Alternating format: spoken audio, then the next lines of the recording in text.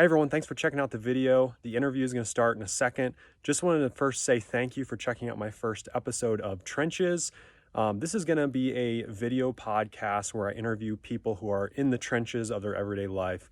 It might be business owners, entrepreneurs, investors. I've always been fascinated with the behind the scenes of people's lives, so that's what this is going to be about. This first episode is with Jordan Steidinger. He is the owner of Hebrews 11. I should say he's the co-owner of Hebrews 11 Coffee with his sister, Shalise. Shalise is going to be on the second episode, so make sure you stick around for that one. But again, thanks for watching and hope you enjoy. How's it going, Jordan? Good. Good. Yeah. We're live. Awesome. We're rocking and rolling. You said earlier you woke up like 4 this morning? Yeah. So that's a normal day for me when I'm running the trailer. So, but it's just part of it. It's an earlier start, but an earlier end of the day potentially. So you have to wake up earlier when you're running the trailer. Is that because you have to move it to like the right location? Yes. Yeah. So I have to be. I guess I get up the absolute latest I can get up is like 4:45, and then be at the shop by 5. And that way, just to get the trailer, our coffee trailer up. You know, there's only so much we can do ahead of time. So there's some stuff I have to make sure is done. So it takes me maybe 30, 45 minutes to prep the trailer and then hit the road. So what does that involve? Like you're filling up water tanks and making sure stuff's not froze up. I mean, it's starting to get colder, so I'm sure that probably has an effect. But yeah. So like loading ice, water tanks. That's probably the most time consuming. And then just brewing fresh coffee and stuff like that.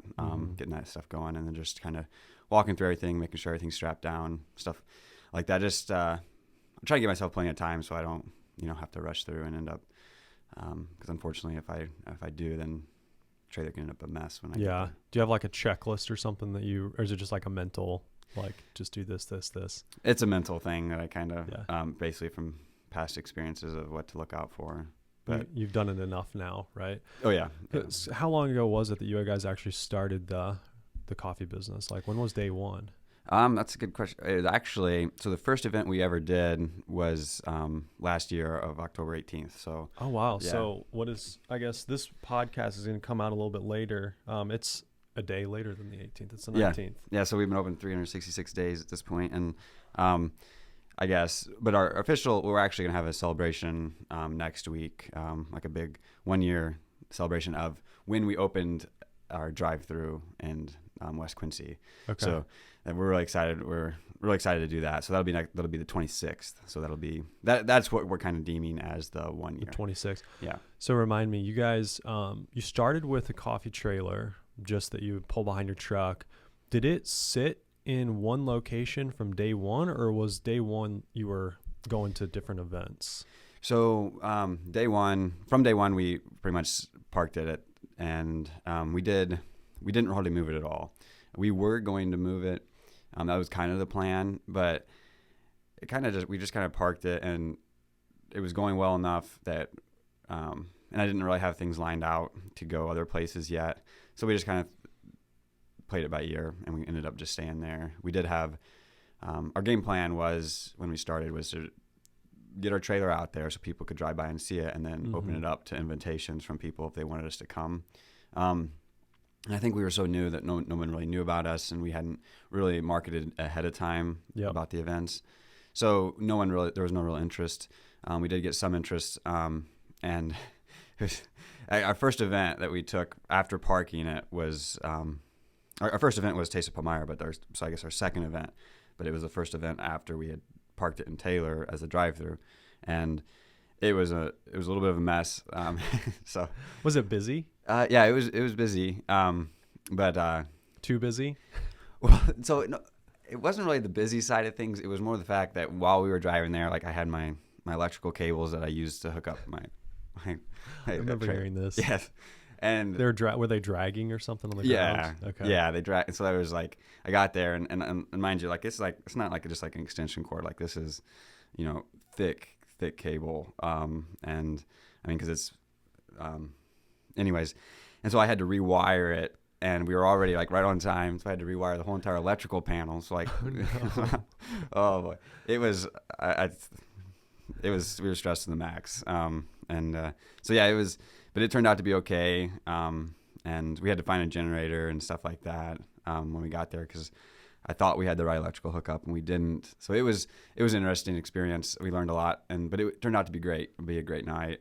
Do you feel like sometimes like looking back, if you would have known some of the hiccups that you would have had day one, you probably would have been thinking, is this really what we want to do?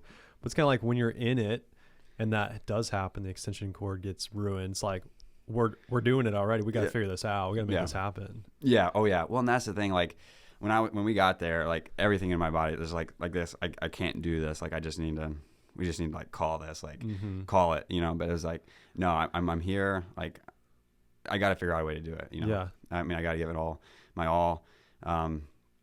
Because my personality is like, I'm not going to put myself out there, like having to go around and talk to random strangers I've never met and ask them if they have a generator. That's not my personality. But when I'm forced in that position, it does force me to do that. And that turned out okay.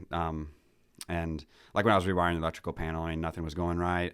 And, several times I'm like, this is not going to work. And, we made it through. And, but yeah, in the moment, it was very stressful.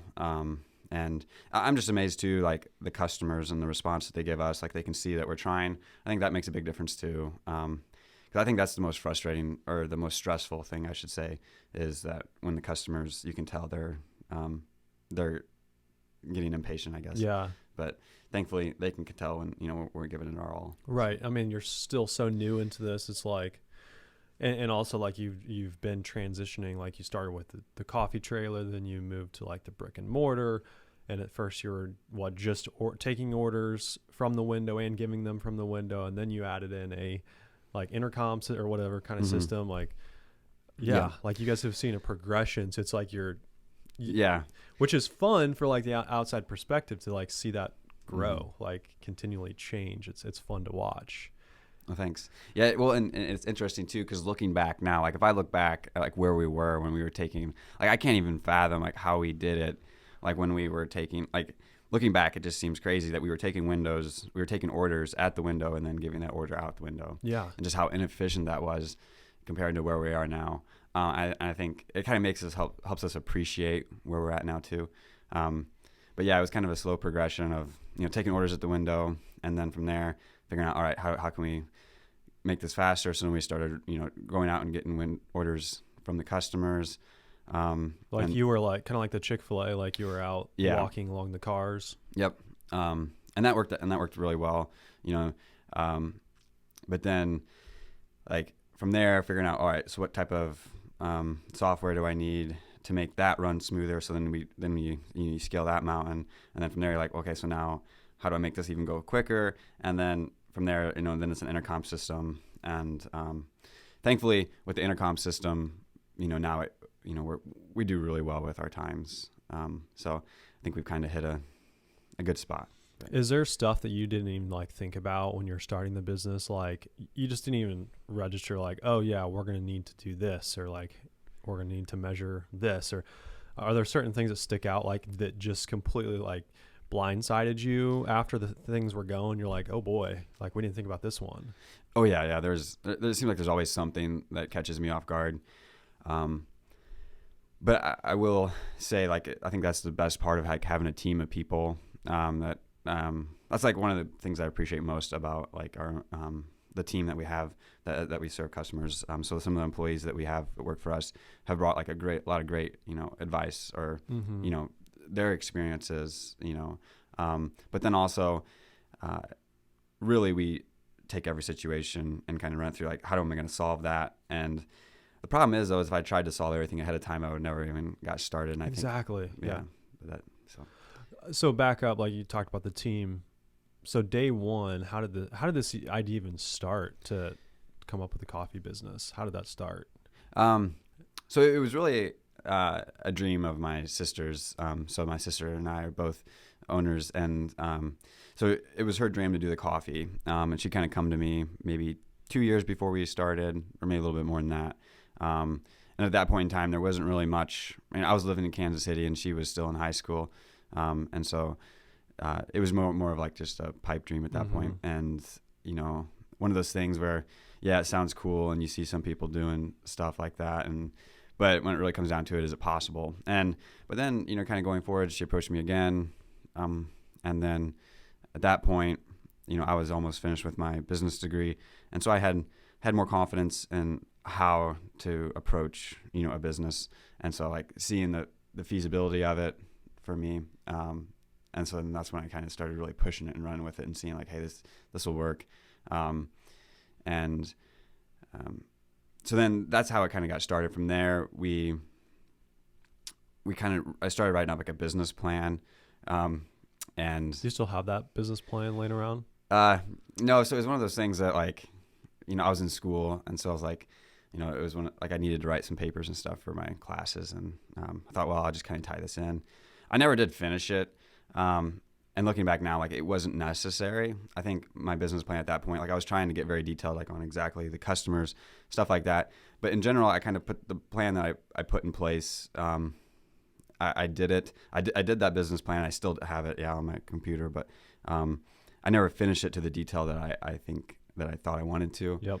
But I had the details that I needed, which was important. And I think that's what I've learned most is like I'm not sure who said this, but I think there's a difference between, I think in school I learned that I need to be precise, if I want to get that A. Yep. But there's an importance of having like the average and knowing like just about this. Like I think if I know enough, like whether it's 78.79 or 79, like that doesn't necessarily matter. Yep. And I think that's one thing that I'm really learning through this is that it's more important to have a rough idea rather than having a precise idea, because most of the time you can make it educated and a really smart decision based off of a rough number. That's such a good point. I mean, that's the same thing like in my real estate business. There's like so many variables when buying a piece of property. You're like, okay, I can guess, here's gonna be our collections number, here's gonna be our occupancy, here's gonna be how much we're gonna put into the property. But like, yeah, it's kind of like, well, kind of an average, kind of just a big picture. Some young people come to me wanting to get into real estate, and they're like, hey, like, how do you, do exactly, how do I figure out exactly how much I'm gonna have to put in this property and what exactly is my return going to be? I'm like, look, if you're not okay with some variables and like, estimating a little bit, it's just not going to work. That's interesting.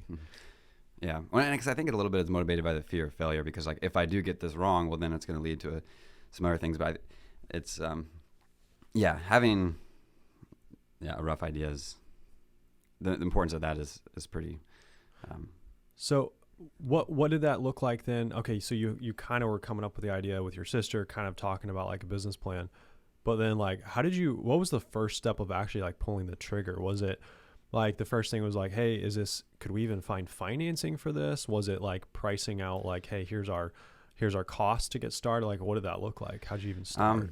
So I'll have to give a shout out to my father.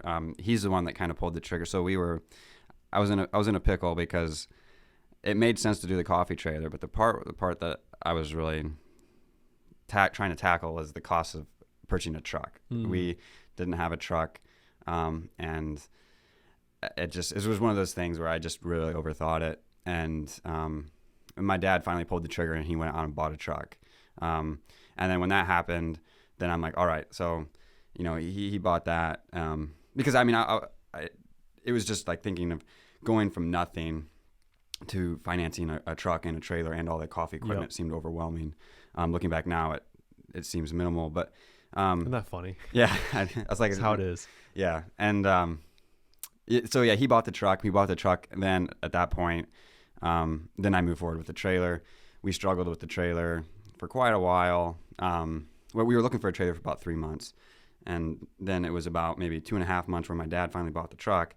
And then at that point, I still was struggling finding a trailer. But I had made a few phone calls, and then it really felt like God kind of opened the door for like a door opened. And it's the strangest thing, because most of the stuff that we did wasn't necessarily things that I've done. It was most of the time I got, input from somebody else. And like, so my brother, Clayton, reached out, or he was down for the weekend. And I'm like, man, I can't find a trailer. And he's like, literally, 10 minutes later, he comes back to me and says, hey, dude, there's this trailer on Craigslist. And I'm not sure, what I was thinking, but I hadn't even checked Craigslist, I think to me that was just like a thing of the past. And Yeah. I had been checking everything else. I'd been calling tons of people trying to find trailers.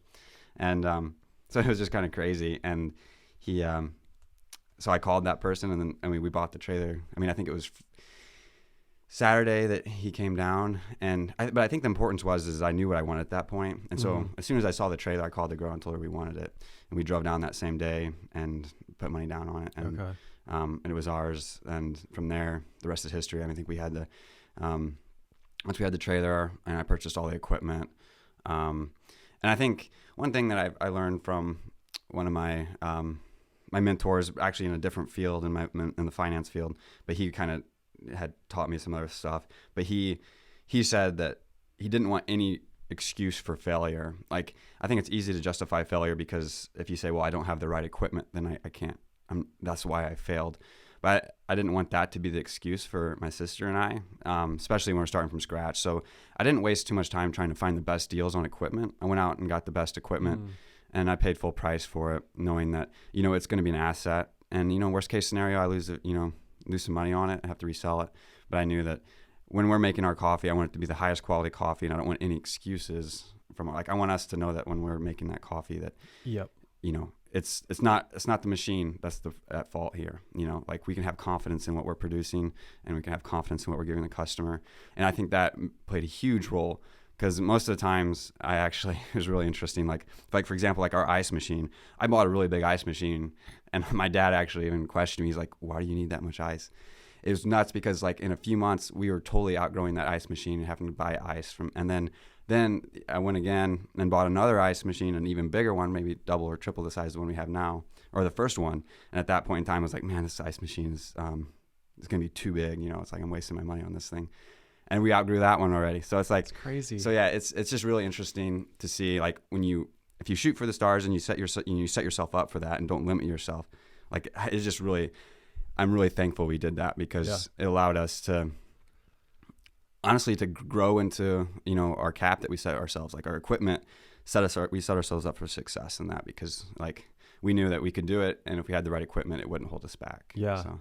Okay. So, backing up again, like, as far as like the build out of the trailer, how did you have any idea, like, what was most efficient? Like, do you put the ice machine next to the espresso machine, and do you, put the refrigerator here? Like, how did you have any idea how to set that up? Did you have, like, was it the internet, or was it help that you had local? So honestly, I love that part of the whole thing. I did ask for some advice, but I actually watched the movie The Founder, about Ray Kroc and how he started McDonald's. Oh, yeah. And I'd watched that before I did all this. And so to me, I had watched the McDonald's brothers and how they had done it. And they had set up, they had taken a tennis court, and they took all their employees, and they had laid out like this. They had pretty much drawn on with chalk the layout of the McDonald's store. And what I really thought was so cool about that is they started from nothing, and they drew their walls and all that, and then they had people practice and mess around with it, and then then they would race it and redo it, and race it and redo it. And so I kind of did the same thing with our trailer. So I basically said, like, this is our space, this is the equipment, this is what the drinks that we need to produce, and how are we going to do that. There was some stuff that was fixed in place, and I couldn't change that. So I just kind of drew that, and then I spent quite a few hours just kind of walking through, like, thinking, like, this is how I make this, and try and treat it as a game, and really of how to make it the most efficient. And then that's how I kind of placed our equipment. It wasn't too hard, because it was the trailer is so small. Yeah, you only had so many options. Yeah, I feel like this is where I would struggle if I was going to start a business like that. Like, I'm very, like, I just want to go buy the trailer that's already set up, like, it's got everything set up. I don't want to have to think about, because there's so many variables in there that are hard to, I would just have a hard time with that. I'm more black and white. Yeah. Well, and it was hard, but I think basically we tackled the stuff that I knew couldn't change first. And then once we got those in place, and like, all right, where we're going to go next. And then things kind of fell in place, and yeah, it's definitely not perfect, but yeah, we got it. Like you said, it's hard to have confidence in yourself when you're starting something. For sure. but I think we all start from there. And I kind of wanted to have, I mean, I did go to like some coffee shops and, see like, kind of the general layout. But they're, yeah. Yeah, I would totally be doing that. I'd be like sneaking in every coffee shop and taking pictures behind the counter. Like, how do they do that? Yeah. Yeah. Isn't it funny how like when you're in this, in an industry, like your coffee shop, when you go into a coffee shop, I'm sure that you probably look at their machines and you're like, oh, they're using that, or like, definitely. oh, they have that brand. Definitely. Like, isn't that funny how that works? Like, it's the dumbest things. Like, for instance, like storage facilities. When I roll up to a random storage facility that I drive by, like the first thing I look at is like, okay, what kind of locks are they using? Like, is it the sliding kind, or is it the kind where you latch it? And, just like the dumbest stuff, no one would ever think about it. But when you're in the industry, that's just how it works. Yeah. No, it's amazing. Cause it's a lot of like you said, like I would never even thought about looking at the locks, but it's like a lot of times I'm looking at stuff that probably nobody's even considering, like, because a lot of times it's the small things that make a big difference, like with, like when we went on a trip to Florida, like I tried to go to as many coffee shops as possible and see what they'd use. But I mean, one thing I'm always checking is, what kind of cups are they using, what are they spending money on, and what are they feeling like is worth spending money on. And I think that's it, and that's really interesting to me.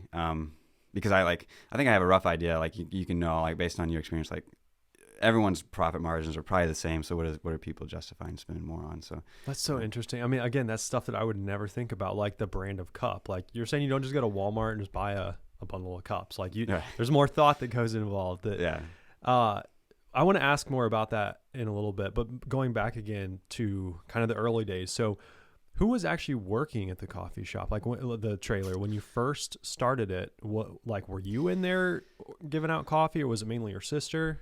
So originally we had planned, like when I drew up all the numbers and everything, I had planned on Shalise really running it. Shalise, and then Katie Grimm. Okay. She sister. Yeah, your sister. Yeah. So her and my sister were gonna be kind of the ones to run it. And looking back now, it seems crazy that I had thought that one person could do the work that she did. And she did, like, it is quite, the amount of business we're doing now is much, much, much higher than when we first started. Mm-hmm. But even so, it was about 3 people, and I was there quite a bit too, once we got started, kind of just figuring things out. And it was kind of hectic at first, but yeah, we kind of started small, and then as we needed more people, we kind of just added people. How did it work as far as like day one? Were you open all day long, like 6 a.m. to 6 p.m., or did you like mess around with the hours for a while till you figured out what worked? How did you do that?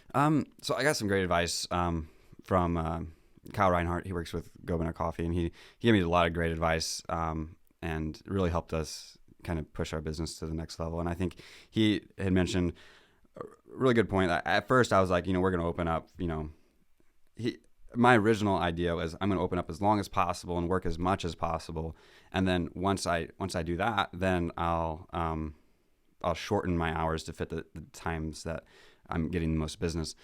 But he kind of flipped that completely on his head when I talked to him, and he said, well, why don't you start small? Because it's always better when you're with customers to expand than to contract, because it looks, and that was really eye-opening for me. Because then is what we did then from that is I was going to be open 6 days a week, probably like 5:30 to 7, or, but we actually shrunk our hours to 5:30 to like 3, and we were only open. I think we did do 5 days, which was actually more than we were recommended, but I felt like, we could do it. And it worked out. We pretty rapidly, we then expanded to 6 days a week. And then from there, we expanded later into the day. So how soon was it after the doors were open that you were like, phew, like it's working? Like we actually have money coming in and it's hopefully going to offset our expenses. Like, was it within like a couple days? Was it like the first month? I would say it was probably in the first month or so where, it was like, things are rolling. And yeah, it was pretty quick. I mean, thankfully, like the business did take off pretty rapidly. Okay, good. Which What do you, like? How does that happen? Is it word of mouth? Are you guys advertising? Like, what would you say is the number one driver for like your business continuing to grow? I would say by far word of mouth was our biggest source of advertising and marketing. And I do think that thankfully we had a really good location where people could see us. But I think it was really cool to see, like, we're still getting new customers to this day. And, by word of mouth is that I don't know, it was just extremely underrated in my mind, because the amount of people that said, I heard about you, and, it's been just really cool to see that. Yeah. Well, and it's really good, by the way. This stuff is, I have a pumpkin pie latte, which, sounds super manly, but it's really good. I've had like 3 of them now this year. They're really good. They are. Yeah. That's, it's actually really funny because like we saw a lot of, lattes and stuff like that. And it's just really interesting. Like when we first opened, like that's one thing that I did do wrong was we bought this really big, drip coffee machine. Okay. So it's like, we're a coffee shop. We're going to sell a coffee. And, we don't really sell much, drip coffee. I drink drip coffee every day, but actually with a shot of espresso, but, I love espresso, but, that's one thing that, anyways, but the drip coffee side of things, like we don't sell near as much as it's like I way overdid our drip coffee machine. Like our drip coffee machine is overkill. Well, everyone wants their coffee to be fancy and like flavorful, and now like what's the newest thing? It's like do you have like sell some sort of like energy type of drink that's not even coffee? Yeah. So it's derived. Some of the flavors are derived from the coffee bean. So it is derived. It's What's more it called? Lotus. Yeah, okay. Lotus Energy. And it's a great drink. And it is an energy drink. It has similar amounts of caffeine, comparable to espresso. So, but yeah, it is a healthier. Like it's named Lotus for the lotus flower because it's supposed to be a healthier, life giving type energy. Would you say is it healthier than drinking coffee?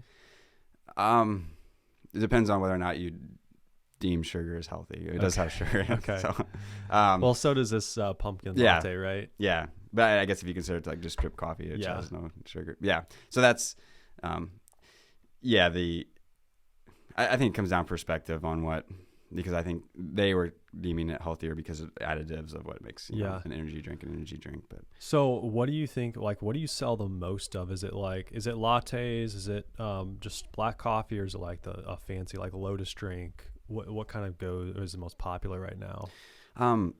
Right now it'd probably be hot drinks, I guess with this time of year.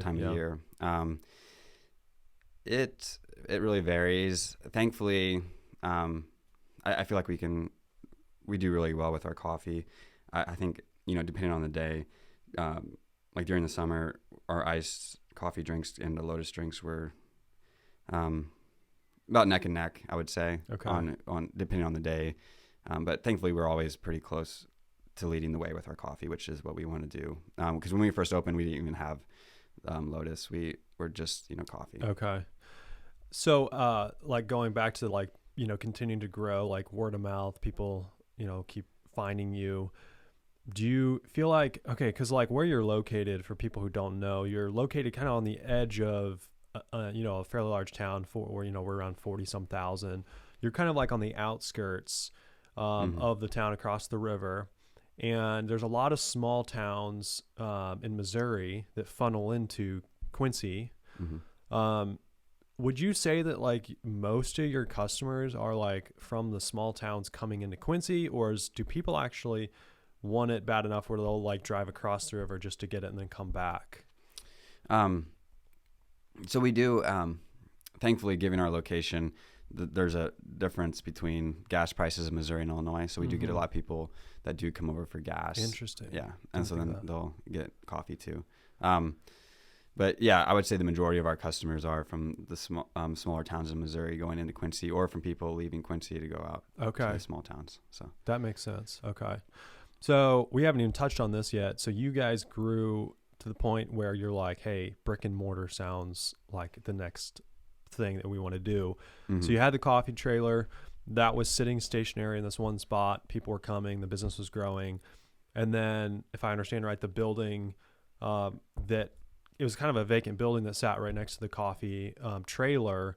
You guys talked to the landowner and decided at that point, like, hey, we're going to fix this thing up and turn this into a drive-through. Is that right? Yeah. Okay. Yeah. When we first moved into the piece of property, the building wasn't even available. But then while we were there, the people that were in the building, they were using it for storage. Oh, okay. And they ended up taking their stuff out. And because I don't think they lived from here. And so they wanted to take it. So they did. And then it by no means was in good shape. So it wasn't really a great storage place. So I think that, anyways, they, it was kind of we never really thought about doing that. I was actually, eyeing some other pieces of property for, doing a drive-through location. Cause it wasn't the best. It's not in the best location for a drive-through, but we made it work and it's working out really well. But, and the building itself is very old. And it's gone through, I'm not sure how many floods it's gone through. I know it's been completely underwater once. So it was definitely not something that was like, I can't wait to get into that building. Yeah. It's like, but at some point it was like, there's no possible way that we can continue to run out of this trailer. In the long term, it's just too small. Yep. And so if we want to go to the next level, we need to get the brick and mortar. And that's, it actually was kind of like one of those things where I got the idea and we just pursued it and things fell in place and we ran with it. But. So how did you, well, I guess first of all, at what point in time do you think it was? Were you like 6 months in and you're like, hey, this is going well enough, let's do this? Like how soon after you started the trailer were you thinking like, hey, let's think about expanding? Let's see. It would have probably been, I would say it was probably late January that we kind of went,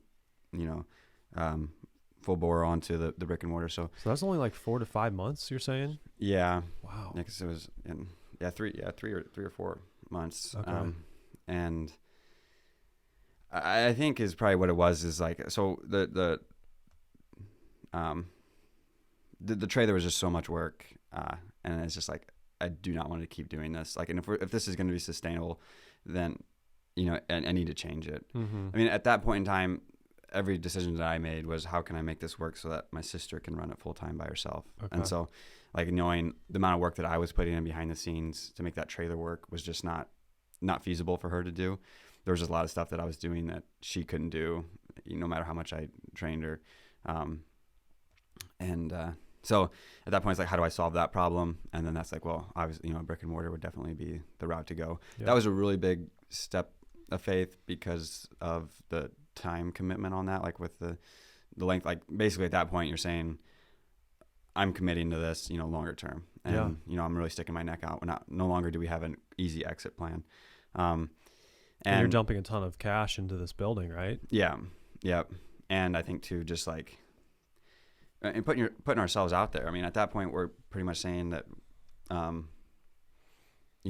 we want to be here in the long run. Mm-hmm. You know what I mean? And I think so the fear of failure at that point is even stronger because at that point, if we do make a mistake and if we do fail, it'll be easy, more people will notice. And so I think in the back of my mind, that's just one thing that, kind of holds you back from taking the next step. But eventually it was like, you know what, I can't worry about that anymore. I got to do what makes sense, even though it might be a little nerve-wracking. Yeah. So you got the brick and mortar set up, you got that running well, and then with the trailer, were you starting to do like regular events? Like, is it scheduled events? Are you showing up to like the same locations, once a week, or is it just like pop-ups whenever? Like, how does that work? How do you schedule these things? So that was originally we were gonna do like maybe pop-ups, where people would reach out to us, but we didn't have a ton of those. So it basically is what we ended up doing is reaching out to like certain places where we thought there was a lot of customers or people. Or I guess the first place was like a hospital. We reached out to them and got that one going. And the next step was like, where else do we want to go? We knew we wanted to go to Palmyra, so we were trying to figure out a way to get there.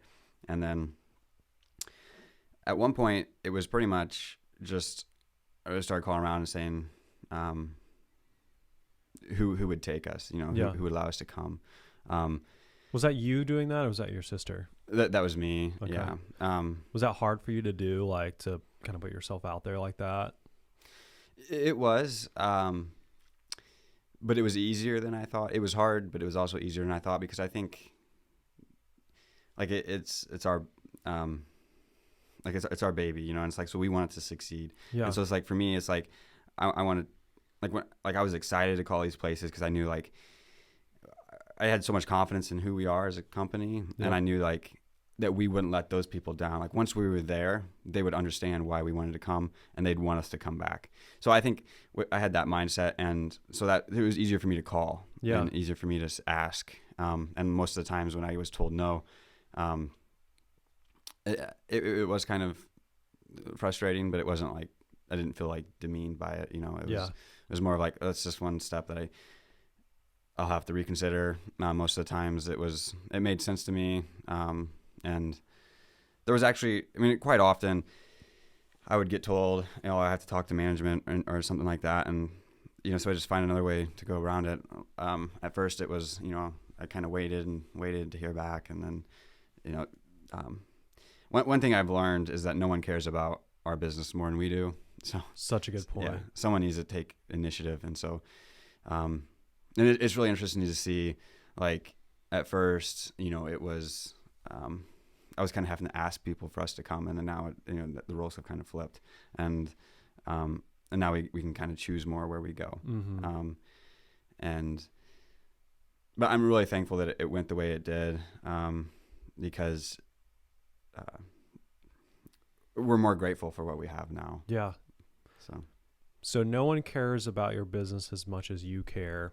How does that, like, when you're growing and you're bringing on team members, how do you think about that? Like when you're starting to hand off more and more responsibility to other people, was it hard for you to do that and step away, because it kind of feels maybe like, oh, they don't care as much as we do. Like, maybe they don't make the coffee quite like we wanted, or like, how was that pretty hard to do as you've scaled the team?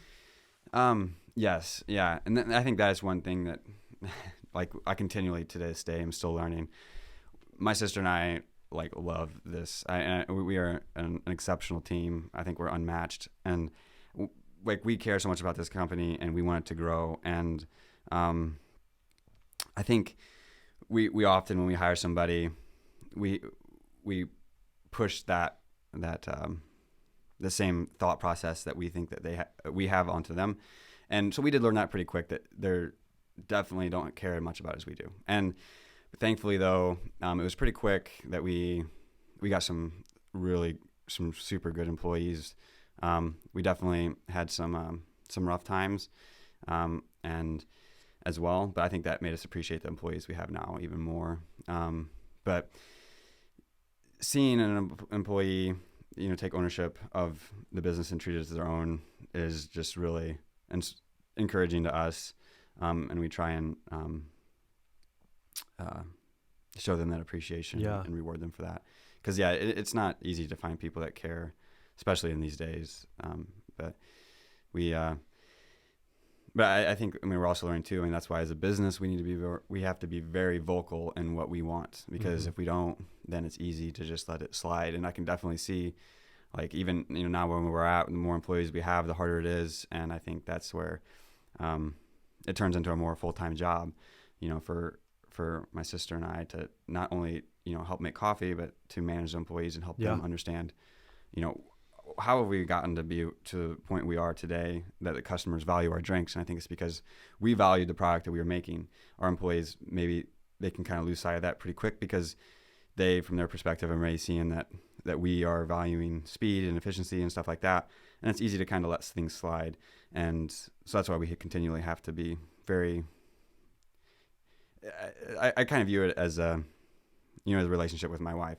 If I don't communicate to her when I'm gonna be home and stuff like that, our relationship isn't as great. Yeah. But if I communicate really well, then our relationship stays really well. And it's amazing how that communication stays the same with like our employees. If I'm really communicative and we are very vocal in what we need, they understand. And a lot of times, there's been a few situations where the more we communicate, the more they understand, and the more we disagree. And at those times, sometimes we have to part ways. Yeah. But, so to answer your question, yeah, it's been a huge learning experience. But isn't it interesting though, like how, you start out, you're hands-on, you're in the business, you're working in the business, but then like as you started to grow, it's more like, the saying, work on your business, not in your business. So it's like for you now, I bet most of your time is probably spent, managing people, communicating with them, setting the example. It's not so much you're in there making coffee. Yeah. That's hard. Like that's for me, I've told you this off the podcast. It's like in 2022, one of my bigger goals was like hire my first true W-2 employee who's working for me. And that was like a massive mental barrier for me because I'm like, yeah, no one's going to care as much as I care about my business. They're not going to handle it the way I do. And then you're over here with like, 20 plus employees figuring it out. First of all, how old are you? 25. 25, and your sister's like what? That's actually a good question. I think she's 21. Yeah. Okay. It's incredible. It's just like, yeah, I don't know. That's always been a mental barrier for me. Thinking about having that many employees is just like, well, and I never fathomed having that many employees, and it really scared me. And there's actually, I actually held us back quite a bit because I didn't want to get more employees. But now looking back, I feel like that was kind of, most of the times I look back and think, wow, I mean, why was I so scared to go that way? But yeah, it's definitely a learning experience. I never would have thought that we would have had where we are now. But. Yeah. Looking back, over the last year in one day, like if you could go back to day one and tell yourself something, like give yourself a piece of advice, like what do you think it would be? Would it be hire faster? Would it be start the brick and mortar faster? Would it be whatever it is? Can you think of something? I would probably say that,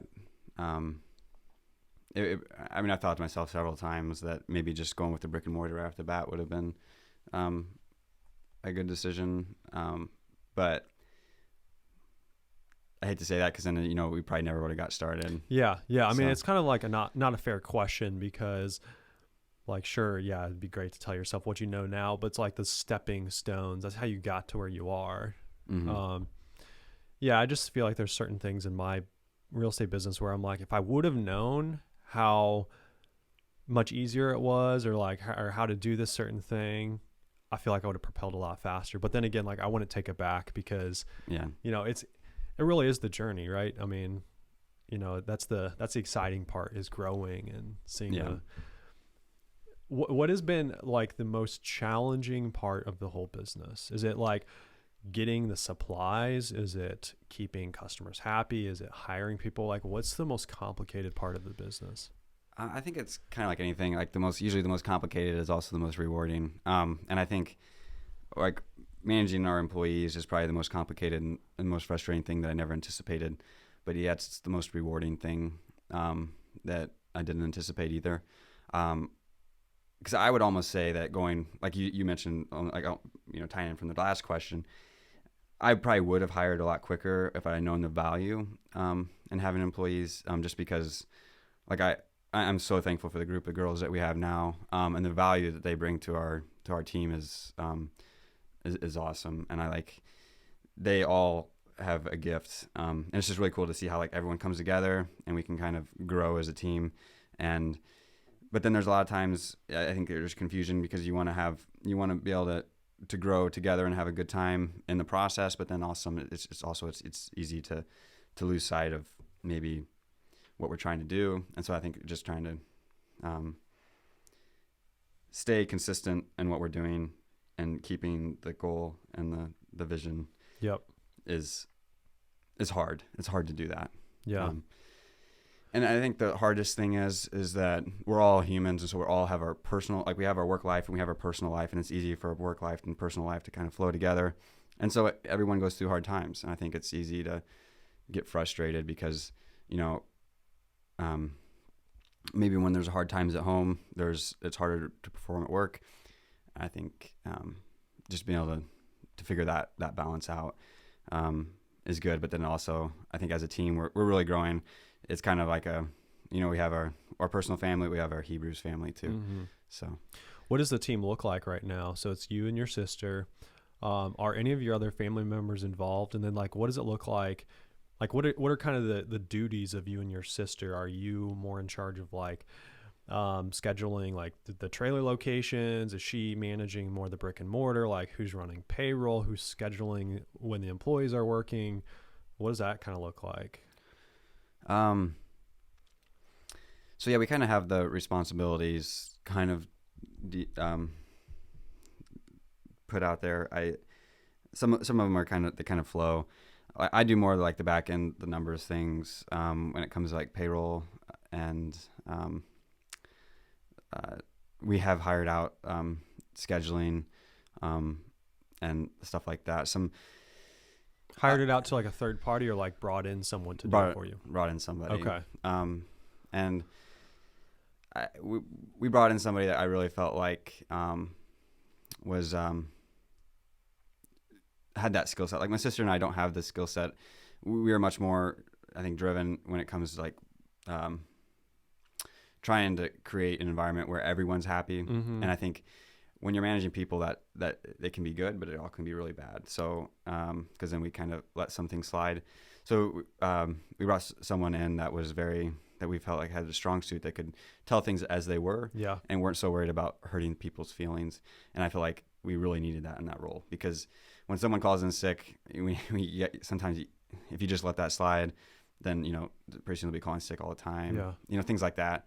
So and she does a really great job, and I think that's kind of what I was saying earlier, like getting people in the right roles that excel at what they do, then allows us to kind of excel at what we do, and then as a team we can grow, because then it sets the level even higher on where we can go.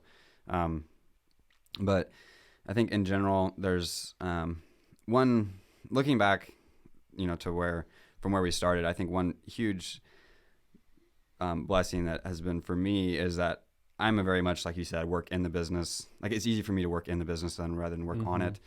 But so I had really, the coffee shop started as like a side thing for me, and I had a full-time job on the side.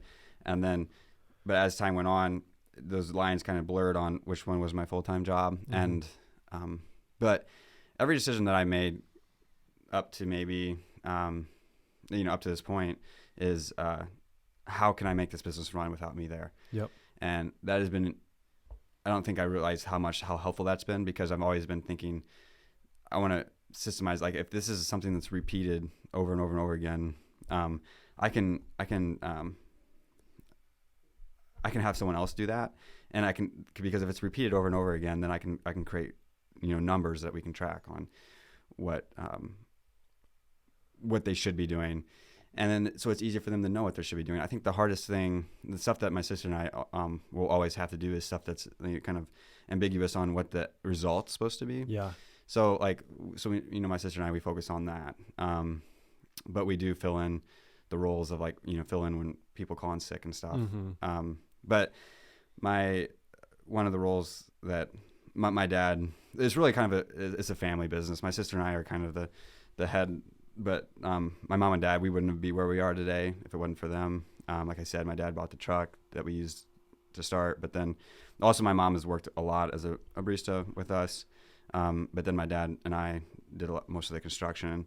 Okay. And my dad's been kind of on the back end on like the, a lot of times I'll have an idea and say, how can I make this happen? And he can help me make it happen, which is huge. So we have that kind of role there. And then most of the girls that come in as baristas, do they all kind of have their own, do they all know like, hey, this girl works this machine, or this girl does this, or does everyone show up and it's kind of like you're kind of like, you do everything? I guess, how many girls are working in the shop at one time? I'm imagining like 2 or 3. Yeah. So we're small enough still where, up to this point, most people, we train them up on everything, and then they kind of they kind of transition through different roles. The most we have at a shop at once is probably 5. And at that, when we have 5, there's pretty specific roles what people are supposed to be doing. And I think that does help. But in general, we kind of train up on little pieces at a time. And then, we kind of pretty much have to, we usually try and keep at least 3 people on staff at a time. And so they can kind of help each other. Yep. But okay. So I'm always fascinated with like, the movers and shakers of the world, like the people like you guys who just like pull the trigger on something like this. What was your background before the coffee business? And have you always been kind of an entrepreneur and always been one to just kind of try things? I guess give the listeners just a little bit of background, like, after high school, what did you do?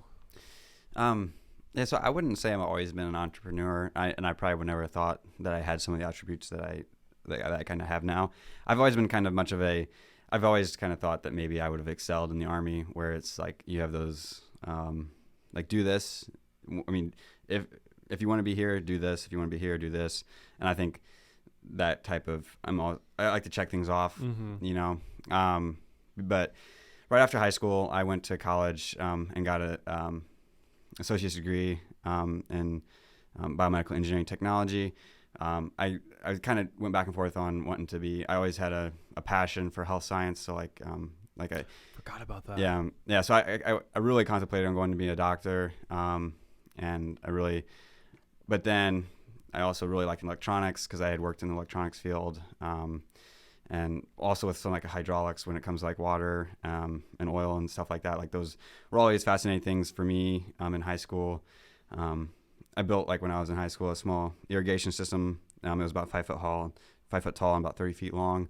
And, I got that thing to work, and actually, it would actually spin in a circle, and, it was really cool. But, well, like give the people a little more background to that, because you worked at a company, right, that installed like full sizes of those. Is that right? You worked with? Yeah. So I worked with Landmark Irrigation in Taylor, Missouri. And I think I underestimate the importance of who I'm with when I was growing up. But, so I worked with Steve Suter a lot. He owned Landmark Irrigation, and I think he kind of told me a little bit about. Thankfully, I actually got to spend a lot of time with him, because when I first started working for him, I couldn't drive yet, so he would drive me around, and so he kind of helped me understand a little bit of what's possible. And he actually told me once that I told him the idea of making the mini pivot. And he told me that he didn't think that was possible. So I said, proved him wrong. So yeah. But he probably didn't even know he said that. But but that's just kind of my personality. I love to do things with my hands. So that's kind of why I'm kind of interested, like, on how I got to where I am. But from there, I went from that. So I went to college, and I was looking at the different map of classes to take. That's where I kind of saw the combination of the biomedical side, and then of the human body, and learning that, and then tying it into electronics, and like getting them to work together. And I had my mind set on robotics, like like prosthetics, and that's where I was kind of focused on. And I actually went to one of my instructors between my first and second year of that program, because of that there was kind of like you either focused on electronics the second year, or you focused on the biomedical the second year, more on the health side. And I went to him and I said, I do not want to go. It was he pushed me on, like, to do the biomedical side. I was supposed to do an internship in Kansas City at a hospital, and I didn't want to do that. And so I went to him, and he pretty much told me, in a way, I felt like he was telling me I didn't have a choice, and I was going. And I'm so thankful, because he really opened my eyes to the possibilities, because I didn't really, when I worked in the hospital, like, I loved what I did, and I was kind of surprised I got paid for what I did. I really enjoyed it. My personality is I love to work, so like whenever I'm given a task, I love to do it. And learning how to work on the medical equipment, learning getting to see the back end of things on how the hospital operates was just really awesome. Like, what were you actually doing? Were you actually like repairing machines and like taking them apart? And like, what kind of machines are we talking here? So I started as biomedical just in general. So it was like IV pumps, respiratory systems, infant care machines. Man, this is stuff you can't mess up on. Yeah, no, it was. But that's a really good point though, because what I learned is that there's a lot of the equipment's designed to avoid failure. So it really opened my eyes to the fact of a lot of what I'm worried about isn't necessarily a concern, because equipment, all these manufacturers, they have to protect themselves. And so they design the equipment to that way. If there is a problem, the equipment doesn't even operate. But that's where it, there's definitely a huge, like there's so many small things that can go wrong with the equipment, but most of the times, fatal things that can go wrong with equipment aren't things that we would fix, or that we would, like, a lot of times the equipment just stops operating and then we have to figure out why. But how long did you do that? Were you working kind of in that field?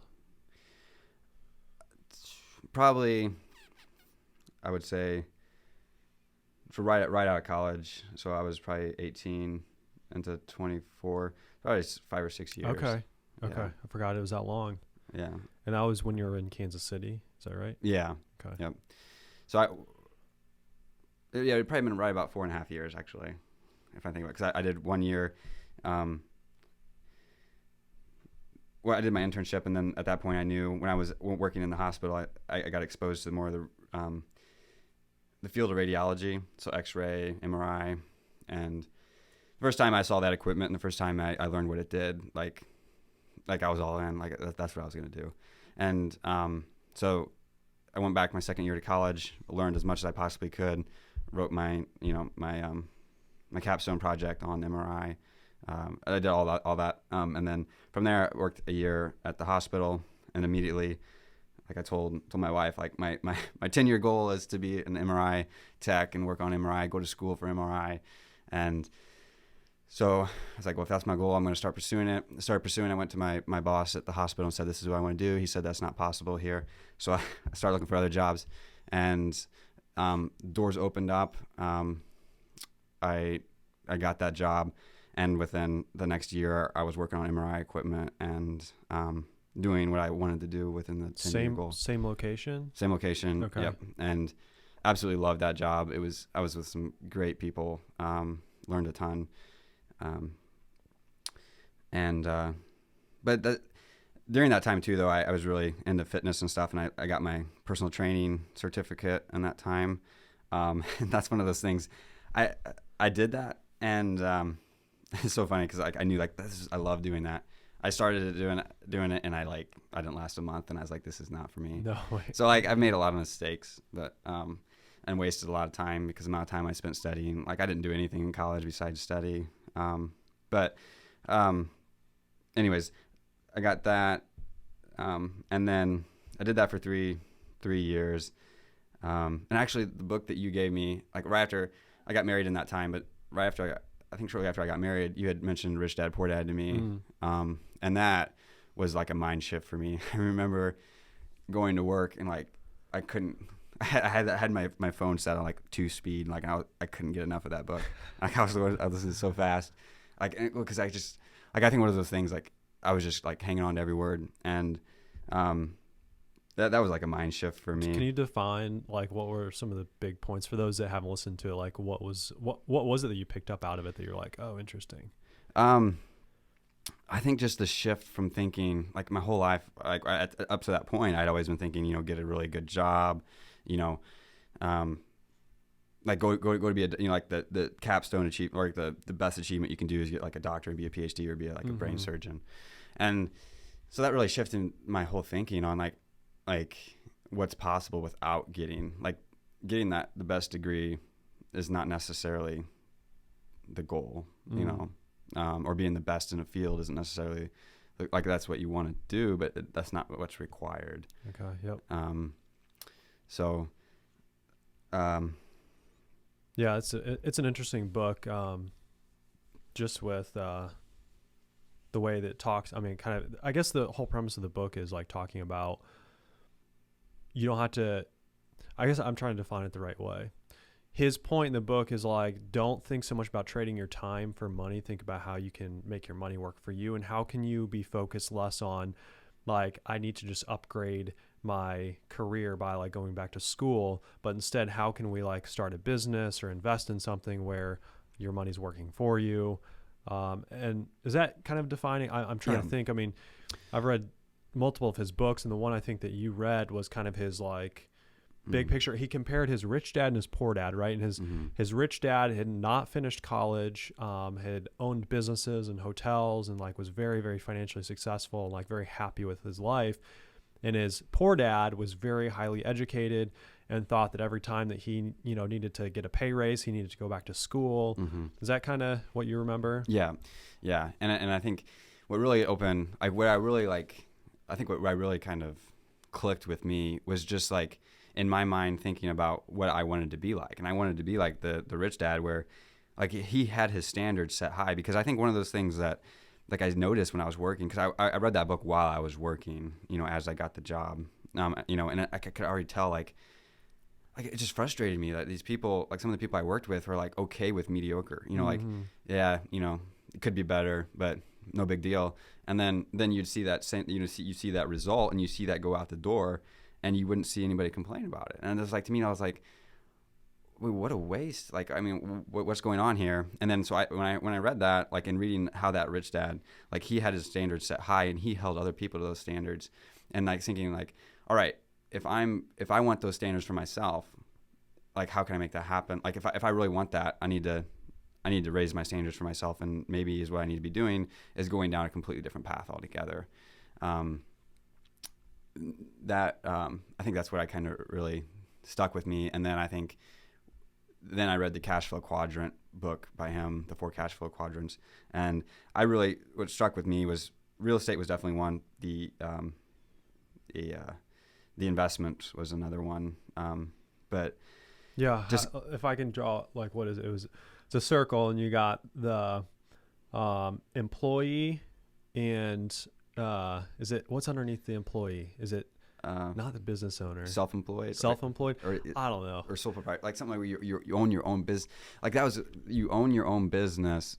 Like whenever I think about that, I think of like somebody that like working in construction. Like if you're gonna, because in my mind I always thought, I'm gonna own my own business. I'm gonna make maybe do construction on the side, but you can't scale that. Yeah, his point in the book is like, if you're going to be a business owner, you can't be stuck as a self-employed business owner, because you're going to be working in the business, not on the business. Yeah. Where if you move over to the other side of the quadrant, you're either the business owner or the investor, where the business owner is working on the business. He has employees working for him, and he's able to leverage their time and his money, right? Yeah. Because I mean, it's not that you can't scale a construction; you totally can, but the scalability of that relies so much on the talent of your employees. And that's which, sorry to cut you off, but like that's one of the things that like I feel there's nothing wrong with that either. The person who does want to just be an employee or be a small business owner, like there's nothing wrong with that, because I talk a lot about it, and I don't want people to think that I'm like putting that down like at all. There's something beautiful too about like just being self-employed, having or even being an employee, showing up to work and being able to clock out and be done. Like that's awesome. Nothing wrong with that. It's just not how I'm wired. Where I love knowing that there's no cap to what I'm doing, and I don't like answering to someone, but there's nothing wrong with it. Yeah. Well, and I think that's the same personality I have too, and I think that's kind of why the book, because there really isn't. I mean, if you have your money working for you, there's no cap on, and not necessarily to say that you need to hit the $1 million, be a millionaire. The financial goals. Yeah. I mean, that's not necessarily the point. I think it's just like, I think we've talked about, like, depending on the boat you're in, depends on how far you're going to go. If you're in a kayak, you're not going to be able to go out in the ocean. But if you're in a freight liner, you're going to be able to go all the way across the ocean. So it's like, what boat are you in? And so like if I put myself in a position to have uncapped growth, because I was just listening to a podcast the other day, and he kind of reiterated that point. If I work at a job, and I didn't realize that when I first read that book, because when I first read that book, my mindset was work a full-time job and then build assets on the side that generate money for you, like within real estate, which was, great for me to learn that. But what really clicked with me was in about 3 years in when I was working for GE Healthcare on MRIs, was learning that, or kind of doing the math and saying, I think it was just really frustrating for me. Like, no matter how hard I worked, my pay was limited. And then all of a sudden they tell me you can't work overtime anymore. And then they tell me now there's only so much you can do. And I think a big thing for me was I made a mistake once, and they came to me and they said, it's lucky for you that we're not going to fire you. And it's like, what about all the work I put in, and all at this point? And it's just like, they don't care about that. And it was just really frustrating to me that knowing that at any point in time, if that company needed to, they could just lay me off. Not saying that they were going to, but it's just like having no control over that. That was the safe and secure job, right? Yeah. And to me, that was just like really eye-opening. Like, is this really safe and secure? And I mean, it was, and I loved my job at that point. And if I had to, I'd go back and do it in a heartbeat. But I think what I started to realize in doing the math was, if I set my goal as being like the manager at the top, this is how much money I'm going to make per year in and out. No matter how good I do, maybe cost of living raises that, but over time, but it's capped. And I think I started, I was doing going through school and stuff. It's like, why not put myself in a position that's uncapped? I think I was a big Dave Ramsey fan when I first got married, but I think the problem with Dave Ramsey is he focuses on the side of the equation that's limited. Mm-hmm. You mean if you focus on how much money you can save, you can only save so much. But if you focus on the side of the equation that's infinite, you can then I think that's where my eyes started opening. Well, if I take more risk right now when I'm young, and I focus on the infinite side of that equation, then my potential is completely uncapped. And I think that's when I started to realize that. And then I kind of put all of my experiences together in my life. Then it set me up for that position to excel. But not to say like I'm still exposed to huge risk, but right. I still feel confident because worst case scenario, I have so much equity I build up in myself because of the knowledge that I'm learning. Yeah. Like I was just talking to my sister that yesterday. Like the amount of equity we're building in ourselves is huge because worst case scenario, this business fails. But we have learned so much. Oh my! Like it's amazing, and the resume builder this whole project has been is crazy. I mean, it sounds insanely overwhelming to me to start a coffee shop and have as many employees as you do. But like you did it step by step, and yeah, I can't imagine the things you've learned through it. It's incredible. Mm-hmm. Yeah, and what you can do with that in the future. I mean, and that's what's exciting. 10 years from now, who knows what you're going to be doing with this knowledge? Maybe you're going to be in a completely different business, but it's like, oh yeah, we learned how to hire this, or we know how to manage this part of the business. Like that's what's exciting is like, what's next? Yeah. Cause that's where like, back to the safe and secure job, again, nothing wrong with it. But the problem that I have with it personally is like, I just don't want to be able to see where I'm going to be in 10 years. I don't want to be like, oh, well, there's my boss. That's as high as I can go. Yeah. I want to know that I might be doing this or that, and who knows? Yeah. The excitement of that. I love it. Mm-hmm. But it's also terrible, like at the same time, because if you're like me, you have your days where I'm like, what am I doing? Oh, right, yeah. Like I need a job. Yeah. No, it's definitely not easy. Like I love it to death. Like it's a love-hate relationship because I love it to death, but at the same time, like this past year has been the hardest years of my life, and I think that like. But it's just so much fun because like every day I'm challenged and I overcome that challenge, and then you go to the next day. Some days I don't overcome that challenge and I have to face it the next day and the next day. But it's like you grow into those experiences. And like you're saying, like if you look at all the people, like people that started like Walmart, like what's his name, who started Walmart? Sam Walton. Yeah, I think it is. Right. Yeah. Is it the Walton family? Yeah, I think it's the Waltons. Or am I thinking of Walt Disney? Well, who's that? It has to be. Okay. Walton. Yeah. Walt Disney is him. Yeah. Is that right? Okay. Anyways, continue on. I'll look it up as you're talking. Yeah. But anyways, like if you look at them, like I can't remember all the names, but anyways, a lot of those people started those big corporations when they were in their 40s. Sam Walton. Sam Walton. You're right. Okay. And the reason I think that is because they probably failed up to that point, you know, like in several things, but maybe they didn't fail, but like they learned so much to set themselves up for when all those pieces of the puzzle were put together, they were able to just run with it and take it off.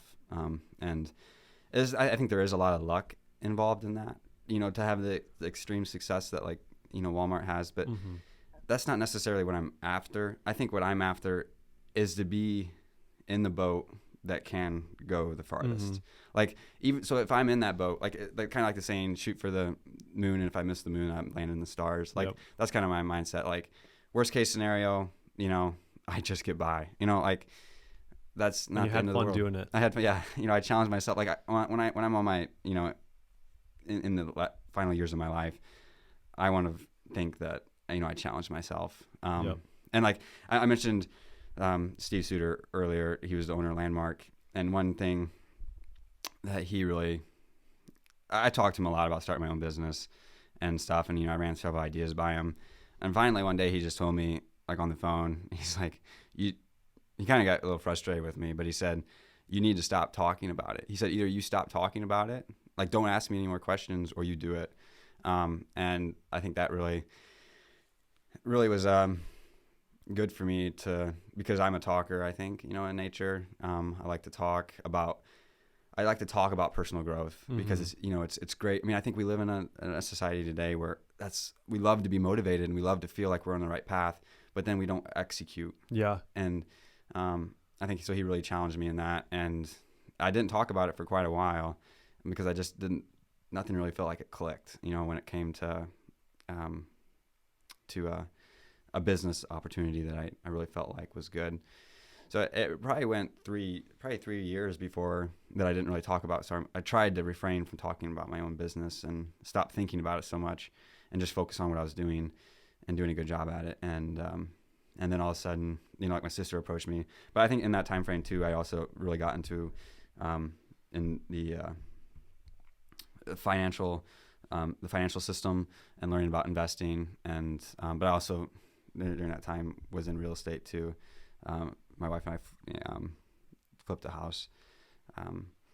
But I don't know. I think it was one of those things where you've had a lot of different. I've tried a lot of different things. Yeah. And a lot of them have not gone well. A lot of them have gone well. And like you just said, like the Sam Waltons of the world, or you know, whoever it is. I mean, some of those guys, sometimes we compare ourselves, like we think about like the 0.1% of the population, which we probably shouldn't be thinking about those people. But if we look at the people who are very, very wealthy or successful in their businesses, a lot of times, like you said, it's like they probably hit a lot of failures, probably tried a lot of different things before one hit, right? Sometimes I think that when we compare ourselves to maybe like the Elon Musks of the world or whatever, it's like it's a little bit unrealistic because there's so much I don't want to say luck involved, but just like the timing of the market and stuff. Yeah, comparing it to them is hard. But it is interesting to see like all the different things you've done and how it's led you to this point where you're at today. Mm-hmm. Yeah. Well, and that's it's interesting that I ended up in the coffee business because I would have never dreamt that I'd been in the coffee business. I think one of those things I've always wanted was to be able to say the only reason I succeeded in this business is by, you know, the grace of God. Mm-hmm. And I would say that I can claim that because I didn't really have ever any intention of being in the coffee business, and the success that we have is, you know, I really feel like God has blessed our business, and there's no doubt in that. And I feel like we can really give God glory through that by, you know, how we interact with our cups and stuff. But to your point on, I think, it's in my mind that the thought I'm thinking, I think hopefully it ties well into what you just said, but the putting ourselves in the boat of like, maybe I'm not going to succeed at this, you know, and if in a few years from now it doesn't go well, but if I'm at least learning the skills that it takes, that maybe something else happens and then, you know, doors open, then I can chase that, and I can be prepared for that. When opportunity knocks, I can take it, because I don't really think that there's always an opportunity out there. I think that's one thing I've learned with investing is that a lot of times the talent comes in with sitting on our hands and waiting and knowing what we want and being disciplined to wait for it. I think that I have learned definitely like through investing, like there's a time to sit and there's a time to be busy. And like with like during that time that I waited for this opportunity to come, like I wanted it and I dreamt about it and I wanted that opportunity. And when it came, like we ran with it, and I think, when that opportunity comes again for us, maybe we just stay where we're at, who knows, but I think at least it puts me into that category where, like I said, I'm in the boat that can go farther because, like you said, you don't know, like I can't do the math and say I make, $30 an hour at, and there's, so many hours in a year, subject to bonuses and stuff. But I think really, I don't know, it's even more beyond that. Like it's so rewarding. Like I'm sure that you can say is to challenge yourself and to say, sure. like, this is untraditional. I mean, and it's not what the crowd's doing. And like to be able to see that it's actually working in some capacity is probably fulfilling. Yeah. Like, hey, we're actually making this work. Yeah. I mean, like, I feel like every day, like I was I was a good test taker in school. And a lot of times I feel like I'm taking tests, when I'm at work and, it's like basically you're saying, I mean, here's this problem. Now you got to solve it. Mm-hmm. And I think, I really enjoy that side of things.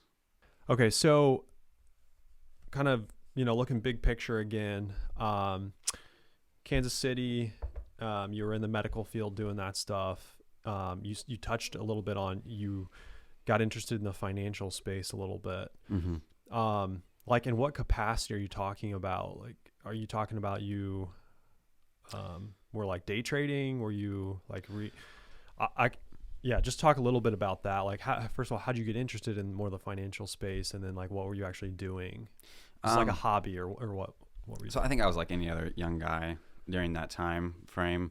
You saw the rapid success, which was more tied to gambling, and during the 2020 time frame. But before that, I really got into like learning about. It actually started with I took a course by Dave Ramsey, and then he kind of went into the mutual funds side of things. Well, I started learning about those. Well, then that opened the door to ETFs, and then that opened the door to just different passive management strategies, and then that led to mutual fund performance. All those fund performances and how why are some performing better than others, and then it got into fees and all that stuff, and then from there it went into individual stocks, and then from there it went into like options and derivatives. But I think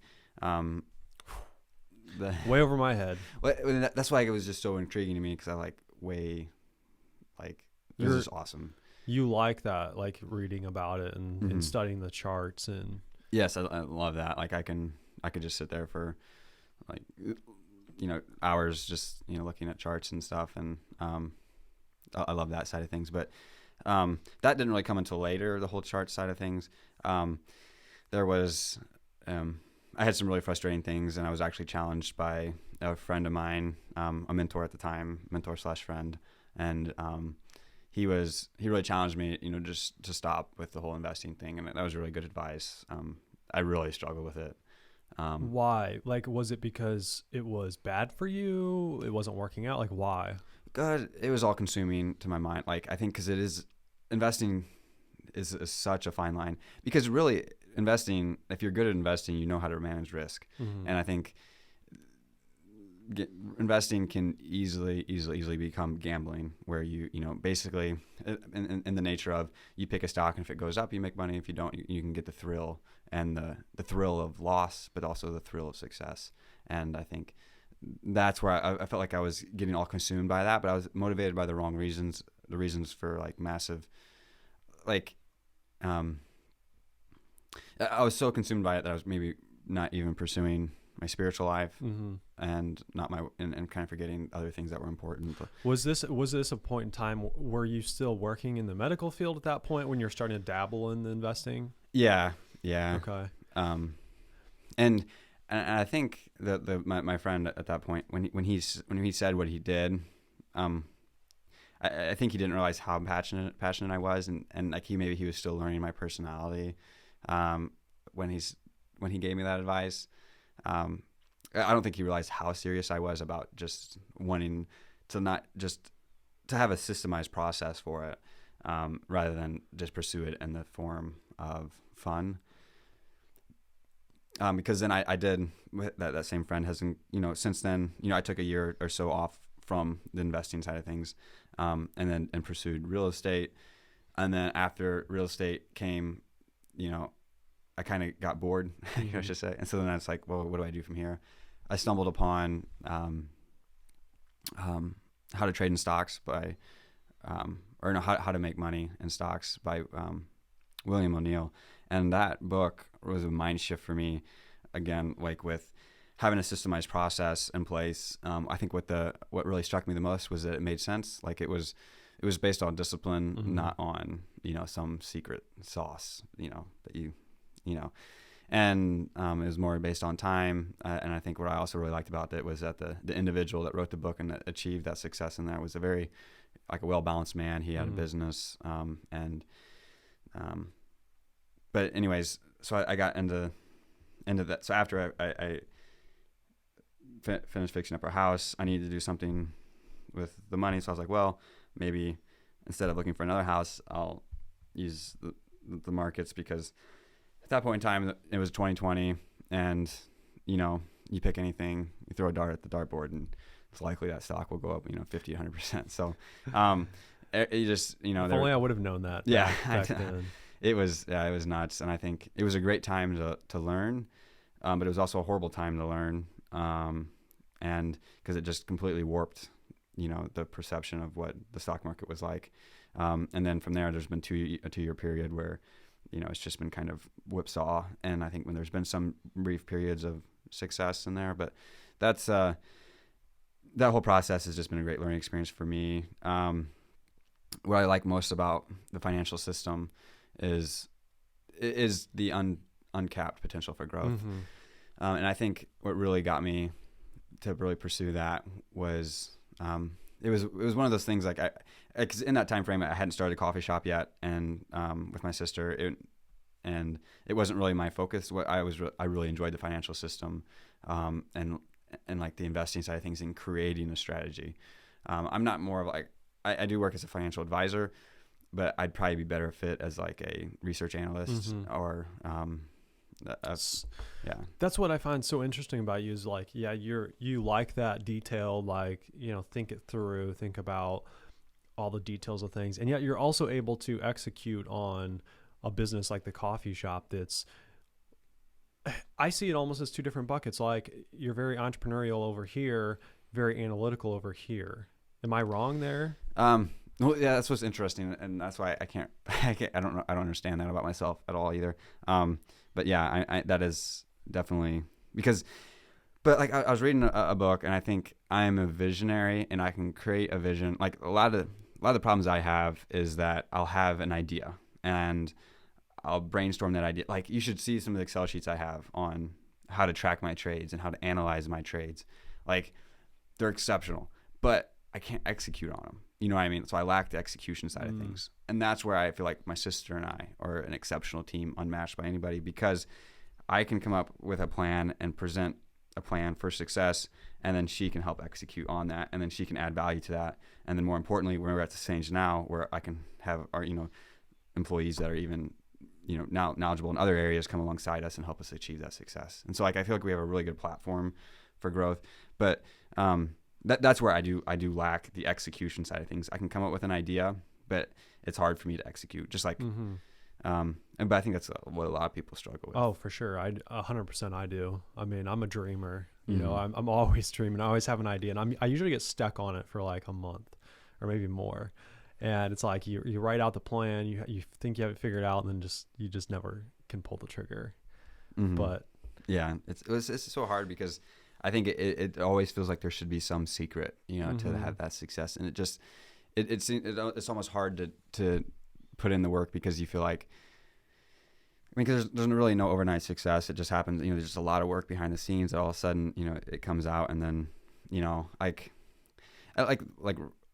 I think a lot of times, like my sister and I, we're not too concerned about competition right now because we know how much work goes into it. And I know like there's no way I'd be able to do this myself. There's no way that my sister and I, like we have a team of people around us that have helped us achieve to the point where we are now. And I think most people see that and they think, well, that's simple. I'm just going to go out and do that. But it is not that easy. Like the amount of hours that my sister and I have poured into this business is, I mean, I don't think most people understand. Yeah. And, but I think it's just like any diet. It just seems like, oh, that's easy. I'm going to do that. And that's the same way with, it's just like with a diet. Yeah. Yeah. Touch a little bit on your background. You said that you dabbled in real estate. What did you do? Explain like to people because you're in Kansas City doing the medical thing, work in the medical field. What did you do at that point? So I was wanting to buy a house, and I was trying to do like a house hack where I buy it and then I rent out part of it. And so I found a house. I thought a lot about it, did a lot of research, and I finally found a house that I thought was decent, where it wouldn't require a ton of work, and I could maybe rent out part of it. And I actually was pretty committed on the place, and I actually had the building or the inspection done on it and everything, so I even paid for that. And but actually ended up backing out on that one. And I had a relationship with someone out there. He was in construction, and he also had his real estate license. And so I told him about my idea, and he's like, well, what about this place, this house? And so I looked at it, and I was really hesitant about it, but it made sense, and ended up going through with it, and this was like a big fixer-upper house. Yeah, it was a fixer-upper, but it wasn't like a ton of work, and like it was a mediocre, like where you could live in it and flip it, and so like my wife and I, we ended up buying it, and then while we were living in it, we flipped it. Okay. Like what kind of stuff you're talking? Like new floors, did you have to like run new plumbing or electrical, anything like that? Or was it like mainly cosmetic stuff? Mainly cosmetic. Like we did remove a wall. We did do some new electrical stuff. We like had to redo all the, like we scraped all the ceilings down, redid them, repainted everything. I stripped the floors and resanded them, new flooring, pretty much all around. And then a lot of, drywall work, and, a lot of exterior work too, but it was more cosmetic stuff. Like, thankfully most of the electrical stuff was okay. I mean, there's a lot more I probably could have done, but we redid the whole entire kitchen. And I had a lot of help from, getting, help from my dad on ideas and how to do things, and redid the bathroom, stuff like that. But a lot of it wasn't like structural stuff, okay, which was really good. So that ended up, you guys lived there for how long? And then what would you end up doing with it? We lived there for almost a year and a half, and then we were planning on living there longer, but we ended up selling it when we moved. And you decided to move back closer to home. Mm-hmm. Yeah, and that was kind of a really a step of faith there. But we ended up selling that, and we moved into an apartment in Troy, Missouri, and then from there we lived there for almost a year, and then from there we moved to back up to here. Okay. So, yeah, it's interesting. I mean, yeah, you've done a lot of different things, and it's fun to watch. I mean, because I'm the same way. It's, I've done a lot of different things, tried a lot of different things. And it's like it led you to where you are today. And then my question is, you've mentioned that you and your sister are like, a great team, unmatched by any. What's next? That's what I want to know. Maybe you don't even know. I don't even know. I want to know what 10 years looks like. What are you guys going to be doing? Right. Who knows? Yeah, no, I'm excited to see where we go, because, I know I just have a lot of confidence in us as a team. And I don't know. I mean, I think I have a lot of confidence in us, and we could go really far. But I think there's some level we probably want to focus on like our families, and yes, for sure, what's most important. But I think I don't know, I think, who knows, I really have different dreams, and I'm sure I'd really like to grow it, like I told my sister, like, we'll just take it step by step, you know, and Mhm. see where we go, see where we end up. I would like to maybe get more professional help on, you know, what's possible, Mhm. and maybe pursue. I think that's one thing is like maybe pursue more higher scale stuff of Yeah. like, you know, maybe like an app and stuff like that for our business. That would really help us to just, you know, we're moving to a digital world, and I think it's, but I don't know, you know, Yeah. it's really, Who knows? who knows? We'll have you back on in like a year from now, or actually probably sooner than that. We'll see where you're at, you know, Yeah. in 6 months or whatever. Yeah. Yeah, just like a little bit. We haven't talked about this at all, but just like my relationship with you, like we would have met back. When did you move to this area? I mean, you were fairly young. Were you like 14, 15, something like that? Or Yeah. was it Something like younger? that. 14, 15. Yeah. Okay. So I'm a few years older. You're 25 now. I'm 20. I'm 28, going on 29 in January. Getting old. Wow. But you know, back when we met, it's like neither one of us had a clue what we were doing, you know, long term. Um, and like a big point in my life was when we did a project together. We flipped a house together. It was a great situation for me because, or for all of us really. My uncle Keith had a house, and they were moving in with my grandparents to help take care of my grandpa. He had Parkinson's disease. So they moved in there, and my uncle more or less told us like, "Hey, we want." I don't remember what the number was. Like, let's just say it was like 150,000. Like, I want 150,000 for our house, and he more or less gave us the time and freedom to go into the house, fix it up. It was what, me, you, his Keith's son helped. Seth helped quite a bit. Your brothers helped, and then our dads really ran, Mm-hmm. helped run the whole thing. Yeah. But we didn't have to buy the house from my uncle. He just more or less said, "Hey, fix it up, and then you can keep whatever profit you make on top of it. Just make sure I get my 150 or whatever it was." That was awesome. I mean, like Mm-hmm. looking back, I mean, I remember going through that project, and it took forever. And I remember like banging my head against the wall, like, this is terrible. Like, what are we doing? Oh my, yeah. But I learned so much through that. And Mm-hmm. it was just fun, to work together with you guys on that. And Yeah.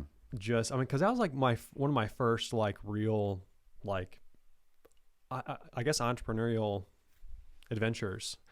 Because I don't know, I had done a little bit in real estate before that. I had bought some, small properties, but that was the first like big, project. So that was fun. That was a ton of fun. And I think that was like a huge eye opener to me too. Of like, put in the work, and I learned so much. Yeah, I mean, we didn't hit a home run, but we made a little bit of money, and we learned a lot from it. Yeah, which was fun. Yeah.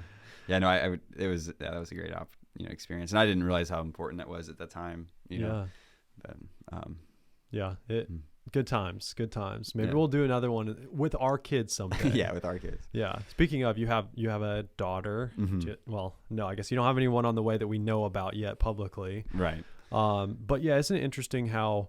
So my wife is pregnant. We're due in January, and you've always been one step ahead of me. No, Well, you got married first. You're having the first kid. You're always a step ahead of me. no. But anyways, it is interesting to see like how your perspective. You just touched on a minute ago how you're like you'll see where you and your sister go, but you do want to spend time focusing on your family. Your perspective does change as you get married, you have a kid. You start to think more about like what really matters. And like I think about that too. Like, when I was 21, 22, 23, it was like grow. All I care about is my goals. But, now it's definitely so much more important to, how can I set up my family for success? How can I spend time with them? Mm-hmm. It's those things that really do start to matter. So it'll be interesting to have a conversation when you have 10 more kids. No.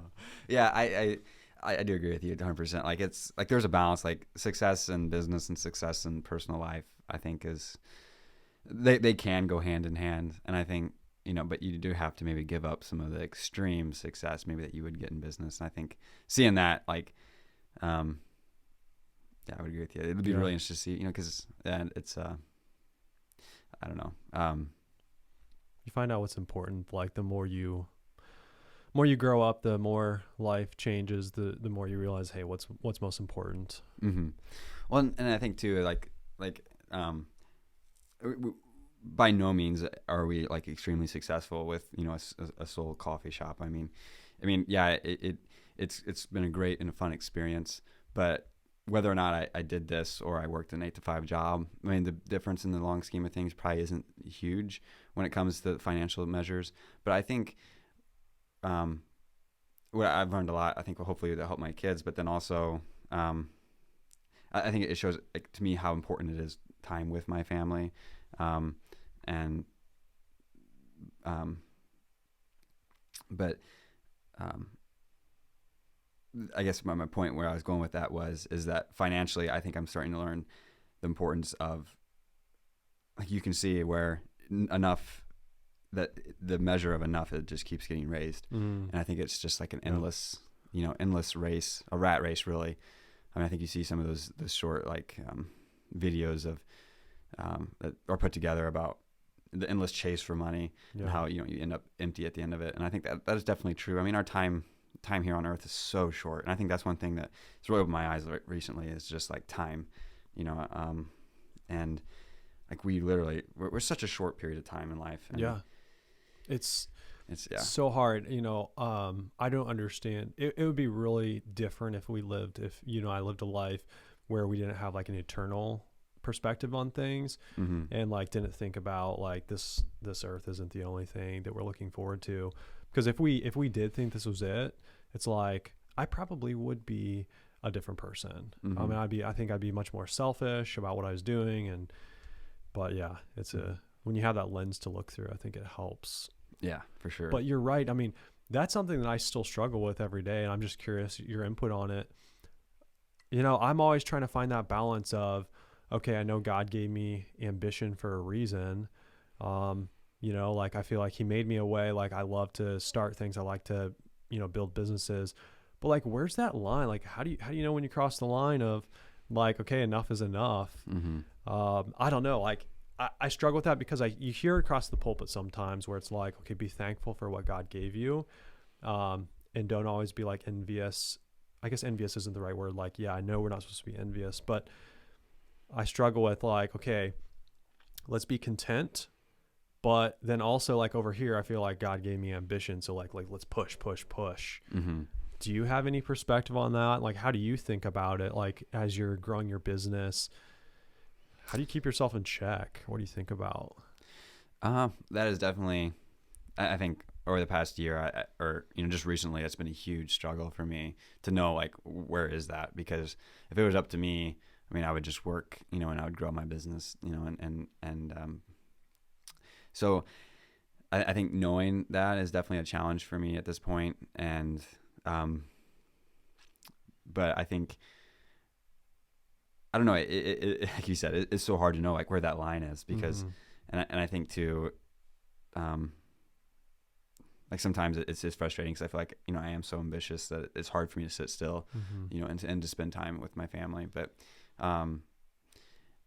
at the same time though, like I'm so grateful for that because like I feel like the experiences that I'm learning now, like on how to manage like, a store could play into how to, I think it's so easy to take for granted like the organizations that we have, because like our church organization that we have, like learn some of the things that I'm learning, like I'm seeing how that plays out within a church organization or like a charity organizations and just like the government in general. Like you've seen like stuff starting to make sense more to me. Like this is why they do that. And there's a reason behind that. And like they're making these sacrifices, and for a reason.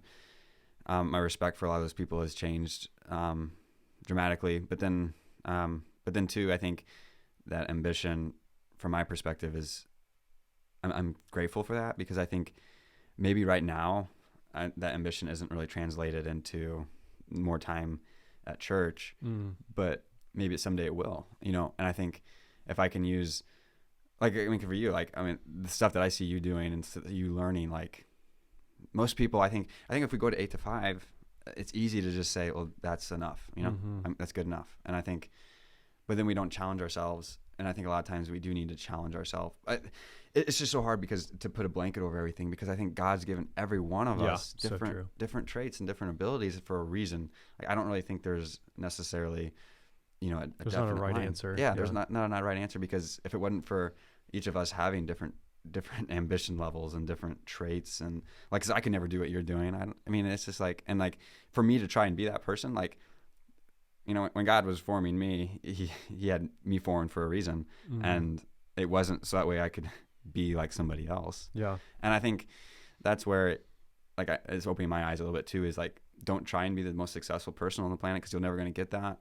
Don't try and be like somebody else, because you're not going to get that. Be careful on who you compare yourself to. And I think too, like, just be grateful for what I have. And I think be grateful for the ambition that I do have. Keep it balanced. I mean, I think like your relationship with your wife is going to be different than my relationship with my wife, because my wife might need more time with me than yours does. And I think this is like, it's so hard, like, to know, like, there's no definite answer. Well, I guess if there was a definite answer and we all had it figured out, I think life would be probably pretty boring. Yeah. It's kind of, it really is the journey. It's like, if we're not continually making improvements in our life and going through things, like, we would be so bored. Yeah. It's just part of it. Yeah. Yeah. I think, being challenged and having fun. And I think that's what I really enjoy about having the business, is like, I genuinely, like, I'll look at the clock and it'll be 3:00 in the afternoon and it feels like the day just started. Yeah. It's just so much fun. And I think, I love it. That's awesome. I mean, we definitely share that. It's like, what I'm doing is fun. Yes, there's the days where you're like, what am I doing? But in general, it's like, I wouldn't have it any other way. Like, I'm learning stuff. This is fun. I'm my own boss. I don't know. Yeah. I have a blast. See, my brain is still thinking, and that while you're talking, I'm like, man, how can I partner with Jordan and his sister? How about I start buying a bunch of real estate and you guys can start businesses in it? There we go. How about that? Yeah. No, I think that's one thing I'm learning, that I have to refrain myself, is like, there's a lot of shiny objects out there. Yes. And it's like, because I constantly think, okay, well, this, Shalisa and I are doing good in this. Well, why don't we just go to that and do that? Like, well, no, just because we're doing good at what we're doing here, let's just focus on our little acre of diamonds and just, That's a good point. And I struggle with that. I have a quote written out on the mirror in my gym. It's like, I forget what exactly it says. It's like, you can be good at everything, but not, no. The point of the quote is like, you can only be really good at one thing. I just butchered that quote terribly, but the point of it is like, sure, you can do a lot of things, but you can only be great at one thing, which I know is true, but like, my brain's still like, cause I have the shiny object syndrome too, where I'm like, okay, yes, I know that, but do I really want to be like really great at one thing? I want to have fun and do a bunch of different things. So like, I struggle with that every day. I'm still trying to figure that out. Yeah, I agree. Yeah. Well, this has been fun. A lot of fun. I'll have to have you back sooner, because if we just keep an ongoing conversation like every 3 months or something, we can kind of keep up with you and what you're doing. Who knows what I'll be doing next? Yeah, that's all right. That's what keeps life interesting. Yeah, it is. For those who don't know really who you are and all that, where's a good place? I guess you guys have an Instagram page to follow Hebrews Coffee, right? Yeah. It's a good place to follow you. Do you have anywhere else that you like kind of put anything out there? I know you're not huge on social media, which is great. I'd probably say that the best place to follow me, that, or if am going to put any information out there about what I'm doing or what I find valuable, it probably will be like on Twitter. Okay. I do have a Twitter account. I think it's at TraderJS_1. I think is my handle there. Yeah. But I'm not really sure. I would like to do more on the Facebook, put more information out there as well. But I think the best place to follow us is just like at our the Hebrews account, because pretty much everything, I spend a lot of my time just on there and creating content for that. So. Yeah, it's fun with the stories.